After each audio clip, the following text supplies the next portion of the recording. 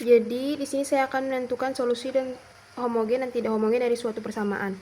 Pertama di sini saya pakai rumus, ada parameternya, dan di sini ada persamaannya, yaitu y aksen double ditambah 2y aksen ditambah 20y sama dengan 5 sin 4t. Lalu kita dapat nilai alfanya sama dengan minus 1 dan betanya sama dengan akar 19, sehingga saya masukkan ke sebuah persamaan, yaitu jadinya E pangkat minus T dikali C1 cos akar 19T sama dengan C2 sin akar 19T, yaitu solusi homogennya.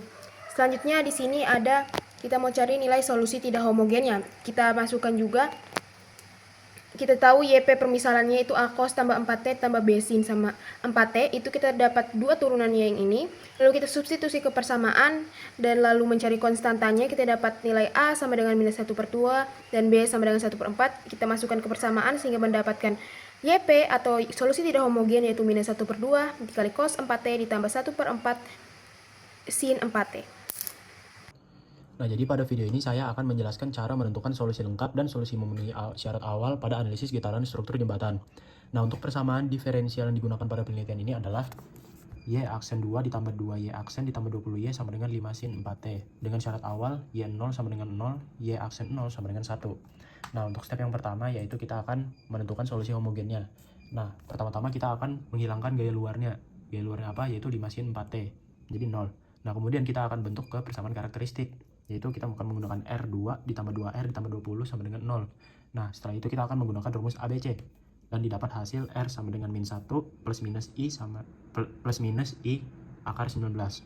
Nah, dari situ kita akan mendapatkan solusi homogennya, yaitu Y sub H T sama dengan E pangkat min T buka kurung C1 cos akar dalam kurung akar 19T ditambah C2 sin dalam kurung akar 19T tutup kurung.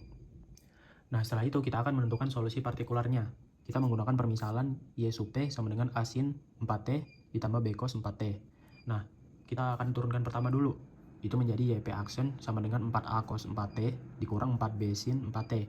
Lalu kita turunkan lagi menjadi YP aksen 2 sama dengan min 16A sin 4T dikurang 16B cos 4T.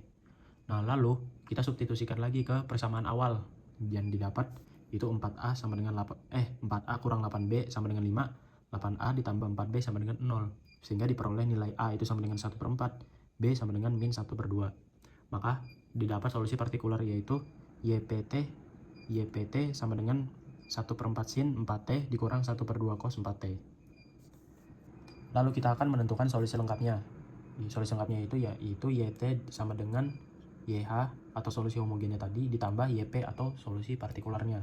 Lalu dapat YT itu sama dengan E pangkat min T dibuka kurung C1 cos dalam kurung akar 19T ditambah C2 sin dalam kurung 19T akar 19T tutup kurung ditambah 1/4 sin 4T dikurang 1/2 cos 4T. Nah, setelah itu kita akan menentukan step akhirnya, yaitu menentukan solusi yang memenuhi syarat awal. Nah, tadi diketahui solusi lengkapnya itu YT sama dengan E pangkat min T buka kurung C1 cos dalam kurung akar 19T ditambah C2 sin dalam kurung akar 19T tutup kurung ditambah 1/4 sin 4T dikurang 1/2 cos 4T.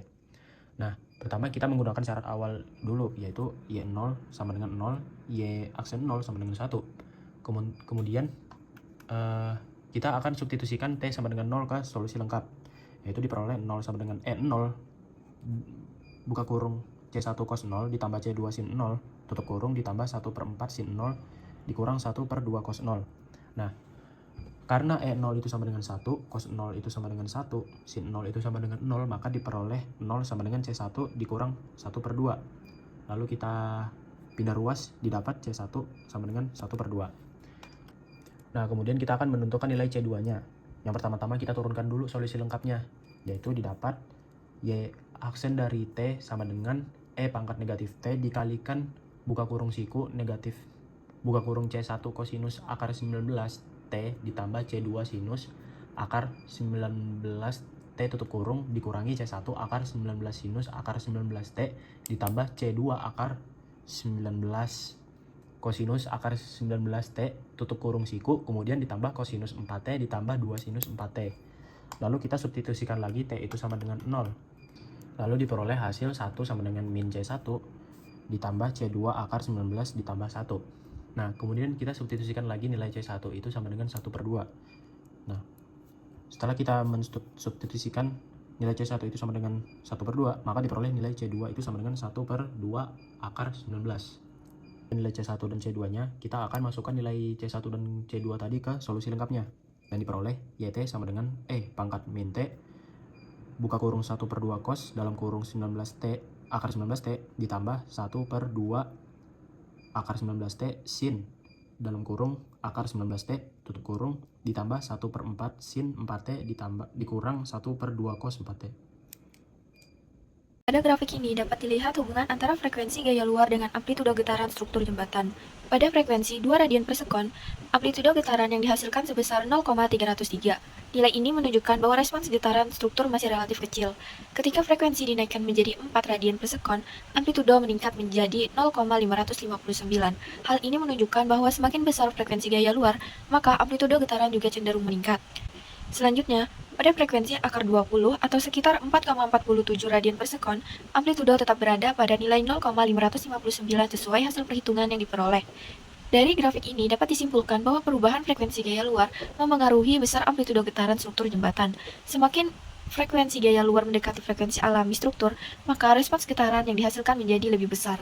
Berdasarkan grafik perbandingan amplitudo, dapat dilihat bahwa amplitudo getaran terkecil terjadi pada frekuensi 2 radian per sekon, yaitu sebesar 0,303. Kemudian ketika frekuensi dinaikkan menjadi 4 radian per sekon, amplitudo meningkat menjadi 0,559.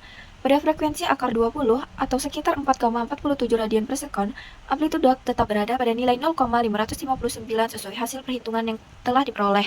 Dari hasil tersebut dapat diketahui bahwa frekuensi gaya luar berpengaruh terhadap besar kecilnya getaran struktur. Semakin frekuensi gaya luar mendekati frekuensi alami jembatan, amplitudo getaran cenderung semakin besar. Oleh karena itu, frekuensi operasi yang mendekati frekuensi alami perlu dihindari agar tidak terjadi resonansi yang dapat mempercepat kelelahan material serta mengurangi keamanan struktur jembatan. Yang pertama kita hitung dulu frekuensi alami jembatannya dengan memasukkan nilai kekakuan atau K sebesar 20 dan massa atau M sebesar 1, dan kita dapatkan nilai omega N adalah akar 20 atau sekitar 4,47 radian per second. Angka inilah yang menjadi batas kritis kita. Selanjutnya kita lakukan pengujian pertama pada kasus 1 di mana frekuensi gaya kendaraannya adalah omega sama dengan 2. Bisa kita lihat dari selisihnya atau delta omega nilai 2 ini masih sangat jauh dari 4,47 secara matematis karena frekuensi luar jauh dari frekuensi alami, maka amplitudo getaran yang disimbolkan dengan A akan berada di titik minimum. Artinya struktur jembatan aman dan stabil.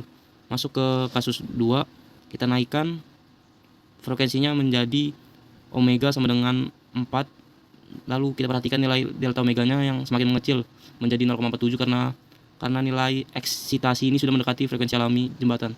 Energi mulai masuk secara signifikan, akibatnya nilai amplitudo A mulai meningkat tajam dan struktur membesar.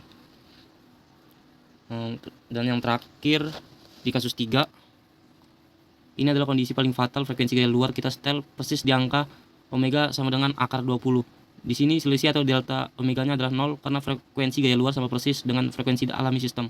Amplitudo mencapai nilai maksimumnya. Kondisi matematis inilah yang membuktikan terjadinya fenomena resonansi yang berbahaya bagi integritas struktur.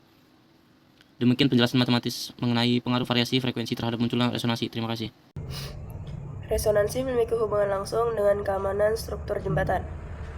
Berdasarkan hasil analisis pada laporan kami, ketika frekuensi gaya luar yang dihasilkan kendaraan mendekati frekuensi alami, amplitudo getaran meningkat secara signifikan. Kondisi ini sangat berbahaya karena jika struktur terus berosilasi dengan amplitudo maksimum, maka material penyusun jembatan akan mengalami kelelahan.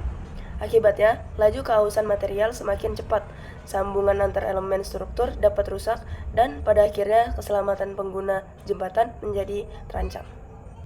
Berdasarkan hasil eksplorasi parameter frekuensi yang kami lakukan pada nilai omega dengan 2, omega sama dengan 4, dan omega sama dengan akar 20, dapat disimpulkan bahwa frekuensi operasi yang wajib dihindari adalah rentang omega sama dengan 4 radian per detik hingga omega sama dengan akar 20 atau sekitar 4,47 radian per detik. Pada rentang frekuensi ini, amplitudo getaran jembatan mencapai titik kritis karena nilainya mendekati bahkan sama dengan frekuensi alami. Sebaliknya, pada omega sama dengan 2 radian per detik, sistem masih berada dalam kondisi aman karena frekuensi gaya luar masih jauh dari frekuensi alami. Oleh karena itu, perlu ada kebijakan operasional yang konkret, seperti pembatasan kecepatan kendaraan atau pembatasan tonase muatan, guna memastikan frekuensi gaya yang bekerja pada jembatan tetap berada di bawah ambang batas, yaitu dikondisikan agar omega lebih kecil atau sama dengan 2 radian per detik.